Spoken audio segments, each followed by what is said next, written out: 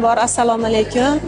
Bu maktab haqida fikrlarimiz albatta samimiy, ijobiy. Yaqinda bo'lib o'tgan farzandlarimizni mana shu bahorgi ta'tilni maroqli o'tkazish maqsadida tuman hokimligi tashkil etilgan olimpiadada 22-maktab o'quvchisi, mana men o'quvchim Zokirjon va Mubinaxon ona til fanidan faxrli birinchi o'rinda oldi. Olimpiada juda ham zo'r o'tgan. Birinchi o'rinda bu olimpiadani tashkillashda Uchko'prik tuman hokimiyat ta'lim bo'limiga va Xazina xususiy maktabiga kattakon rahmat aytamiz.